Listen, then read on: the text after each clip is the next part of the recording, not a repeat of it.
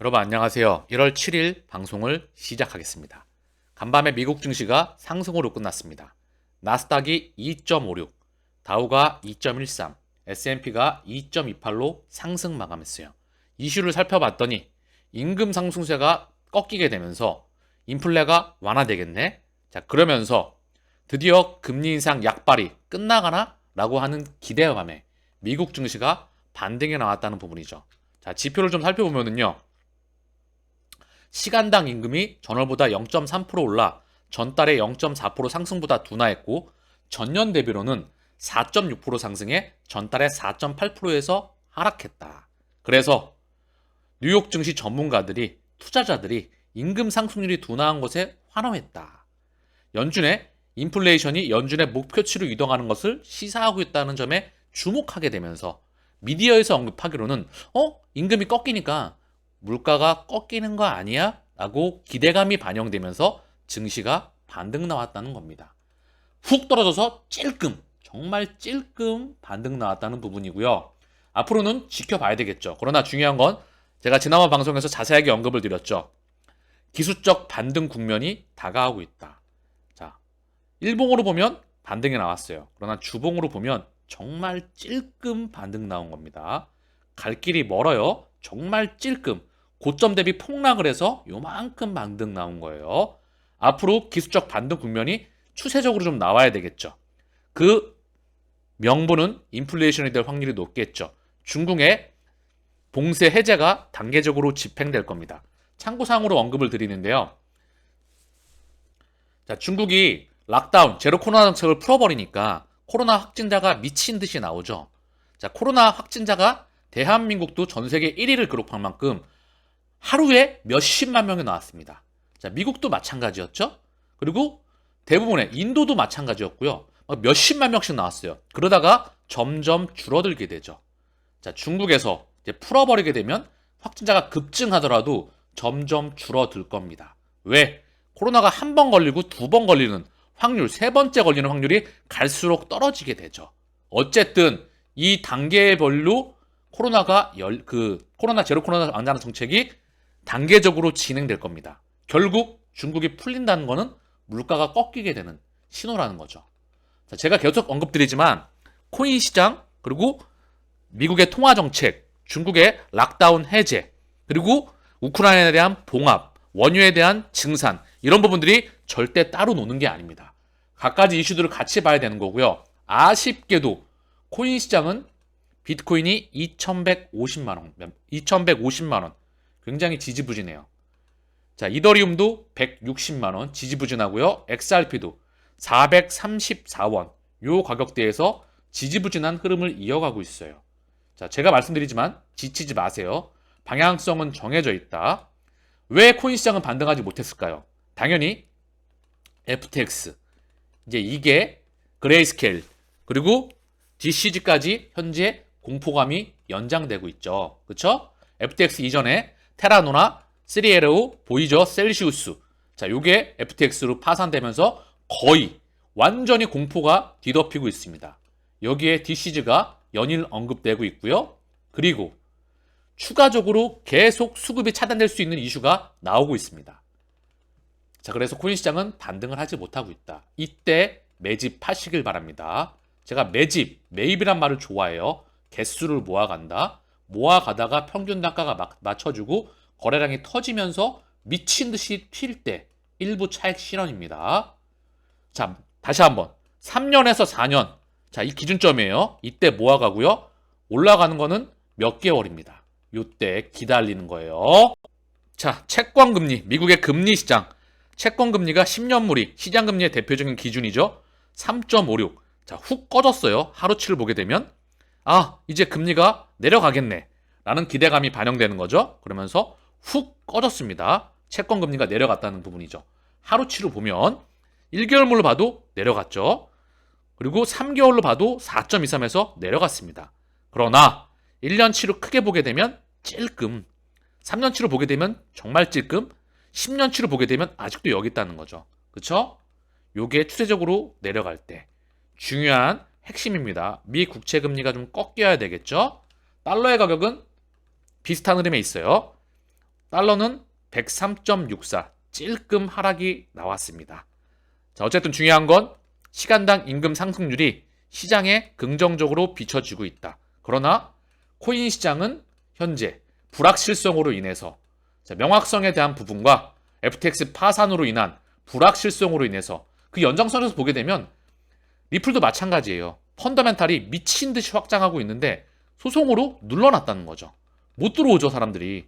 그리고 한 번 들어오면 10년씩 물릴까봐 못 들어와. 가격이 도저히 올라가다가 제일 마지막에 올라가고 올라가는 폭도 작으니까 못 들어오는 거죠. 그러나 마지막에 끝내버린다. 제가 끝판왕이라는 말을 자주 언급드리고 있죠. 그리고 코인 시장은 아예 리플의 모습을 보면서 이제 이 연장선에서 눌러놓는다는 거죠. 그쵸? 그들은 모아가고 개인 투자자는 빠지고 기관 투자자도 아직 못 들어오고 있어요. 전 세계 블랙록하고 피델리티하고 일부만 들어와 있지 나머지는 근접을 못했다. ETF 승인이 안 났죠? 요거 승인 날라면 리플과 SEC의 소송이 마무리가 돼야 됩니다. 그래서 저는 엄청난 매집 기회로 보고 있다.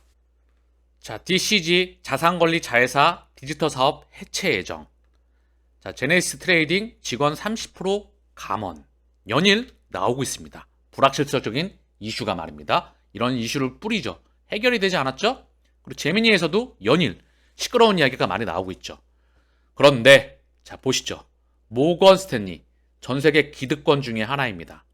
360만 달러 상당 GBTC 매입.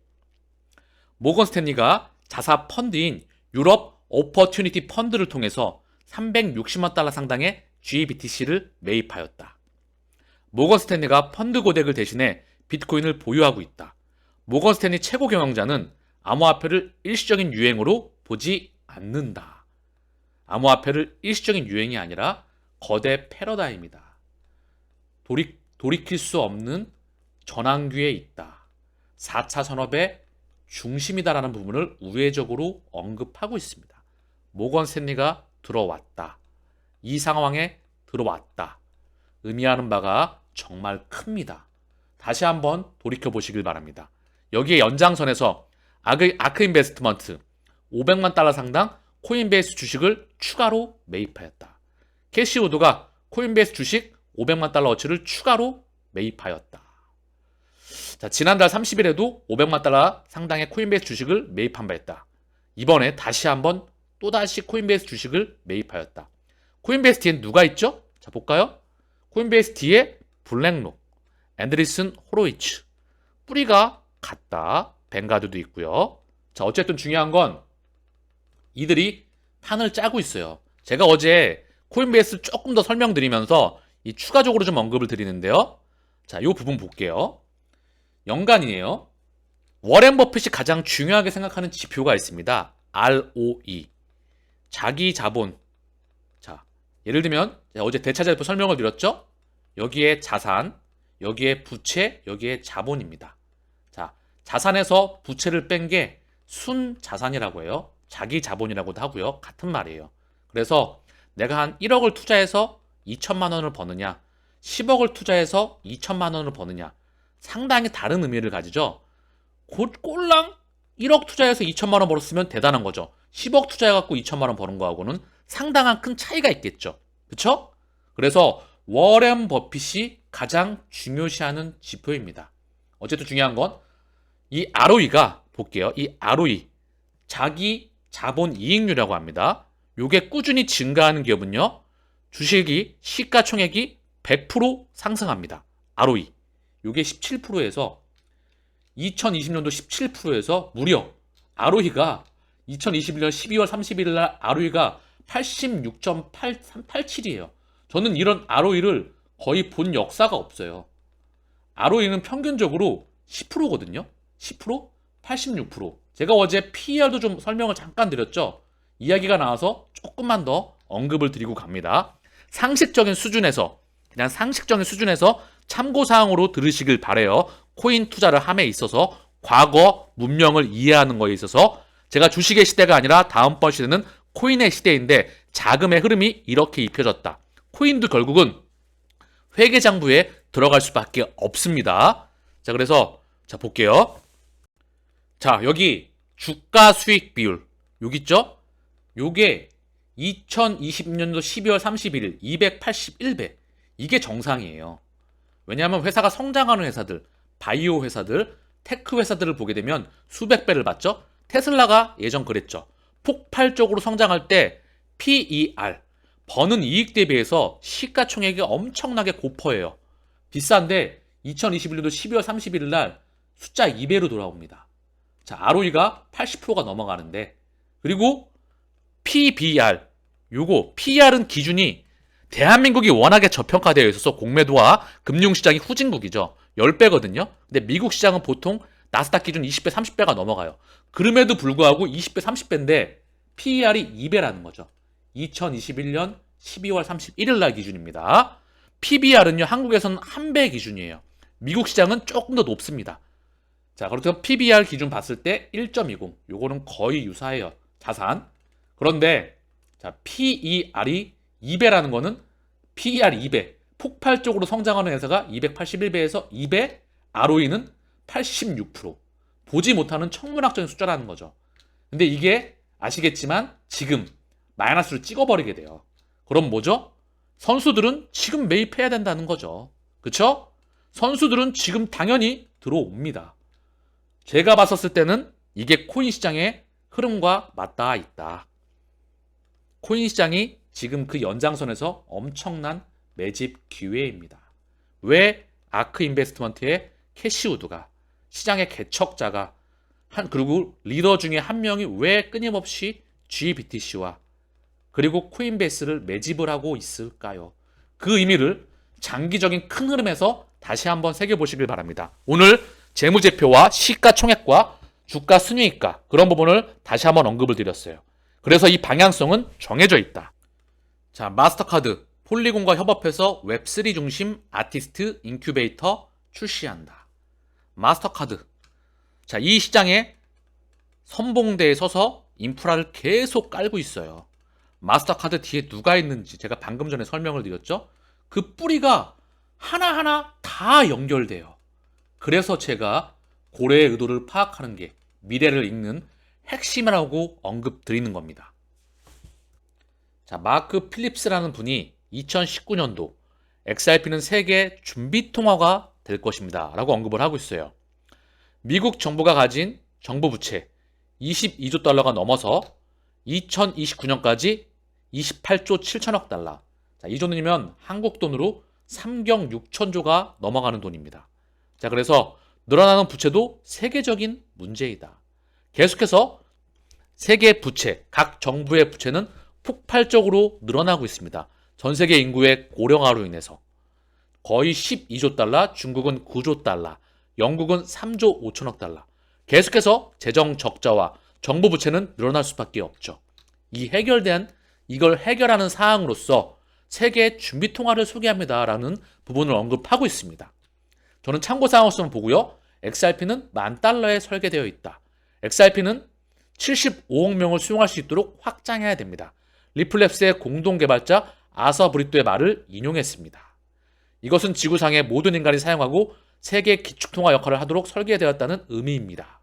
라고 지금 언급을 하고 있는데요. XRP는 세계 준비통화 역할을 할 수 있는 완벽한 위치에 있습니다. 외환 보유고, 국제 거래 및 투자, 글로벌 경제 전반에 기타 모든 용도의 유용성을 제공하기 위해 상당한 양을 보유할 수 있습니다.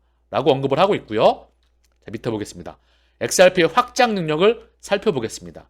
총 1,000억 개가 발행되어 있고 본질적으로 1,000억 개에서 한정되어 있기 때문에 본질적으로 디플레이션이다. 즉 가격 하락에 대한 부담이 없어요. 달러는 종이화폐는 계속 찍어대게 되면 가치가 떨어지게 되죠. 인플레이션을 유발하는데 얘는 가치가 한정되어 있다. 즉 인플레이션 해지가 가능하다는 말입니다. XRP 중 일부 소각되거나 소실되었다는 사실을 제쳐두고 XRP당 10,000달러 가치의 1,000억 XRP는 총 1,000조 달러의 가치를 제공합니다. 이는 전 세계 244조 달러의 글로벌 부채 그리고 88조 달러의 글로벌 GDP를 쉽게 설명하기에 충분합니다.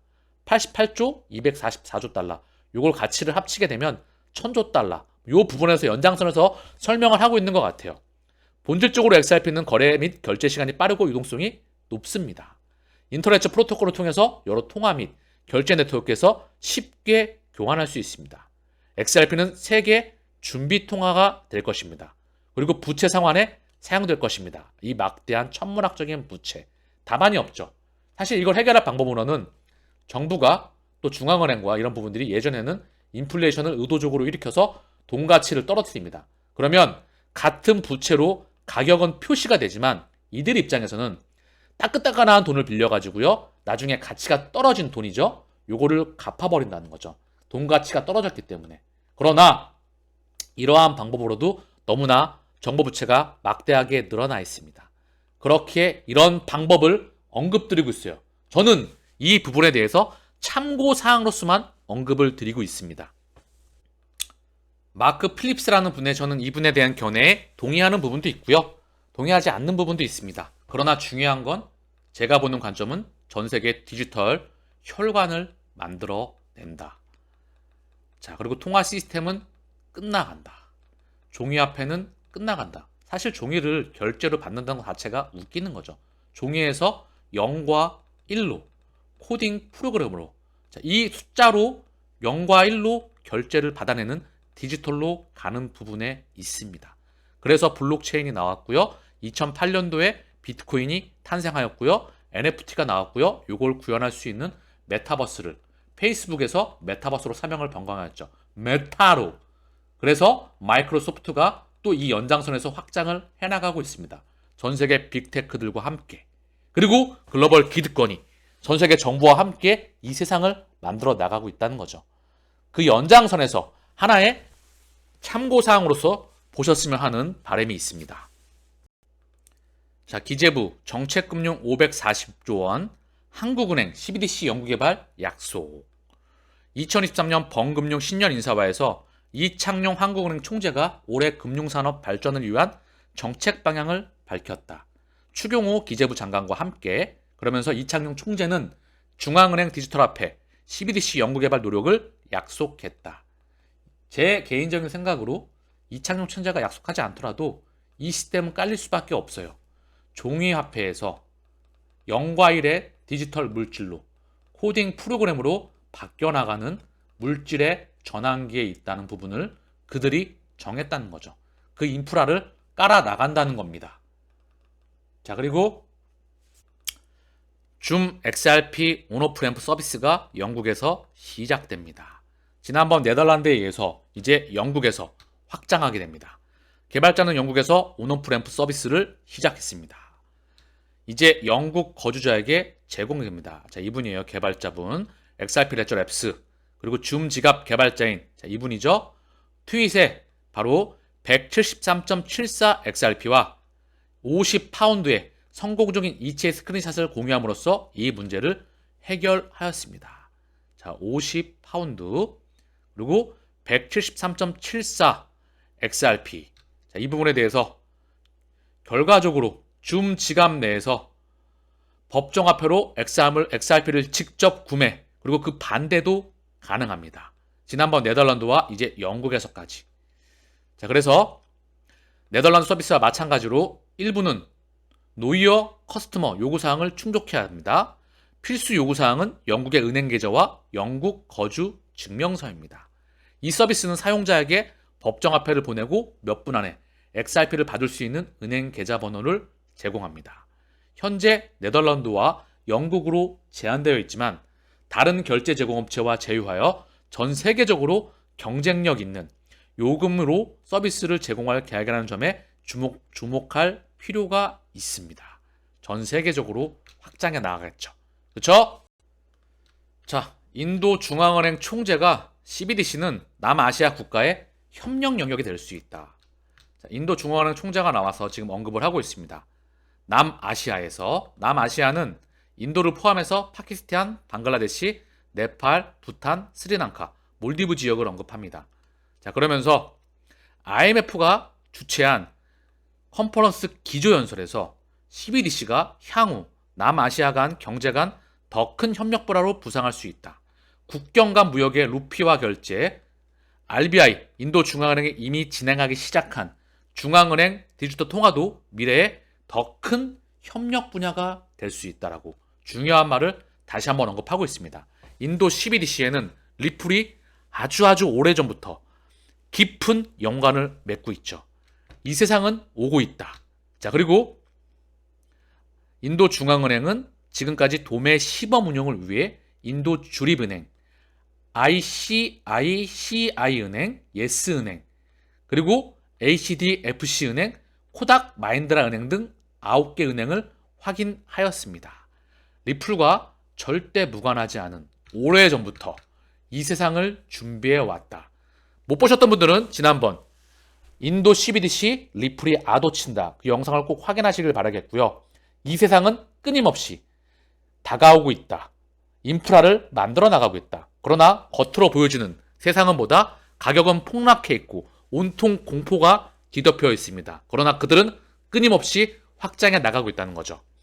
자, 오늘 방송은 여기서 마치겠습니다. 감사합니다.